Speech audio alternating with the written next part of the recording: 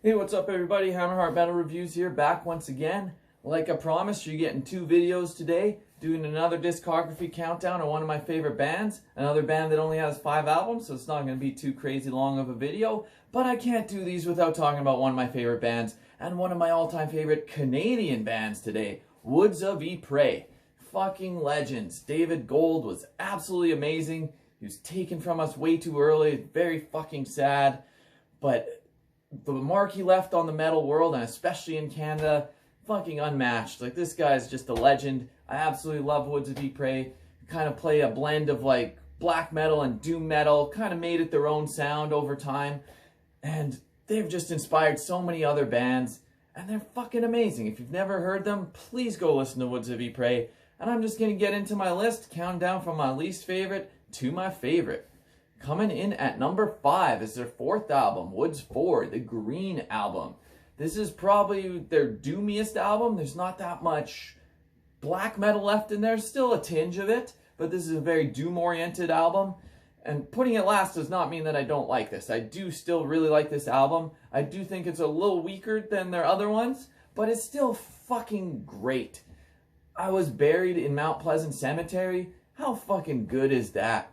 Everything I touch turns to gold and then to coal. Like, this is a very sad album. I feel like this was his most personal album. He must have been going through a breakup or something. A lot of the lyrics are very focused on heartbreak and stuff like that. Not all the lyrics necessarily hit the mark. A few of them I'm not a huge fan of, like "The woman will always leave the man." That's not the best, but overall, I'm not gonna shit on David Gold's legacy. He is amazing. He's a great songwriter. Lyrically, all the other albums are amazing. This one's just a little bit less on the scale compared to the rest. Coming in at number 4 is their last album, Woods 5, Gray Skies and Electric Light. This is also a very doom-oriented album, but it is so fucking heavy and sad, but beautiful at the same time. This was just a very fitting exit, I guess you could say, for his last album. Like, listening to some of the lyrics on here in retrospect after he died, it's even more impactful and sad. Like, the last couple songs, Finality and Alternate Ending, you listen to what he's saying, and then knowing that he died shortly thereafter, it's fucking crazy. Like, it's prophetic. Did he know what was coming? I don't know. Death is not an exit. It's like every song on here. Kiss My Ashes Goodbye. It's like he knew he was gonna die. But it's just such a sad album, but also beautiful and really fucking good stuff, and I absolutely love it. Coming in at number 3 is their debut, Against the Seasons, Cold Winter Songs in the Dead Summer Heat. Sorry, I've got the poster right up there. This is definitely their most black metal album. At this point, David Gold was actually just playing drums. He wasn't doing the vocals at all. But fuck, he's a crazy drummer, and I actually really like the vocals on here too. It's absolutely killer stuff. This has got some of my favorite Woods songs on here, like fucking The Sea of Immeasurable Loss. How good is that fucking song? And A Meeting Place and Time, definitely one of my favorite Woods of Ypres songs. If you've never heard this, please go do yourself a favor and check it out. It's only 5 songs. This is a very short album, more of an EP, but I'm included here because they only have 5 fucking albums. Now let's get into the top 2. Which one's 2? Which one's 1? Let's see. Coming in at number 2 is Woods 3, Deepest Roots and Darkest Blues. This is absolutely killer stuff here. This one's like 9.5 out of 10 for sure. Just great fucking songs. They still got that black metal edge, starting to go a little more in the doom fucking direction, but it's just fucking killer. Northern Cold, they have a video for that. Absolutely awesome.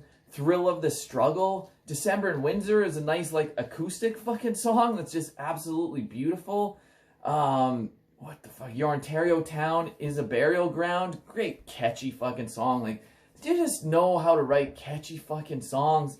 And there's so much melody and so much sadness, but it's like a beautiful sadness. And these guys just know how to bring the sorrow into their music, but still make it very fucking awesome. And that brings it down to number 1. This is a 10 out of 10 album. Very blackened doom album. Fucking blackened doom masterpiece.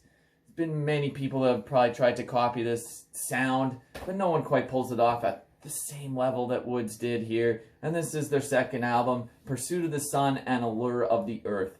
Absolute masterpiece.